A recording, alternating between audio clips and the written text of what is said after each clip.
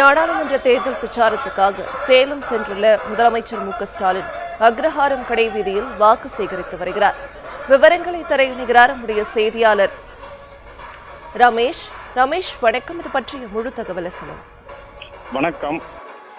திமுக தலைவரும் தமிழ்நாடு முதலமைச்சருமான மு.க.ஸ்டாலின் நாடாளுமன்ற தேர்தலை ஒட்டி ஒவ்வொரு மாவட்டமாக சென்று பிரச்சாரம் செய்து வருகிறார். திமுக மற்றும் இந்திய கூட்டணி கட்சி வேட்பாளர்களுக்கு ஆதரவு திரட்டி வருகிறார். இந்த நிலையில் நேற்று தனி விமானம் மூலம் முதலமைச்சர் சேலம் வந்தார். பின்னர் அவர் தருமபுரி நடந்த பிரம்மாண்ட பொதுக்கூட்டத்தில் சிறப்புரையாற்றினார். இதில் திறனான நிர்வாகிகள் மற்றும் பொதுமக்கள் கலந்து கொண்டிருந்தனர். பின்னர் முதலமைச்சர் சேலம் வந்து தங்கியிருந்தார். பின்னர் இன்று காலை 7 மணி அளவில் சேலம் டவுன் பகுதியில் உள்ள சின்னக்கடை வீதி மற்றும் 2வது அக்ரஹாரம் பகுதியில் சிறிது நேரம் நடைபயிற்சி சென்றார்.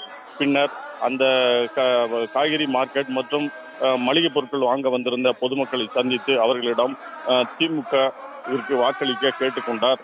தொடர்ந்து முதலமைச்சர் வந்திருப்பதை அறிந்த திரளான பொதுமக்கள் அவரிடம் மனுக்களையும் கொடுத்து வருகிறார்கள். இதனால் சின்னக்கடை வீதி பகுதியில் கூடுதலாக போலீசார் குவிக்கப்பட்டு கண்காணித்து வருகிறார்கள். தொடர்ந்து பொதுமக்களிடம் முதலமைச்சர் மனு பெற்று வருகிறார்.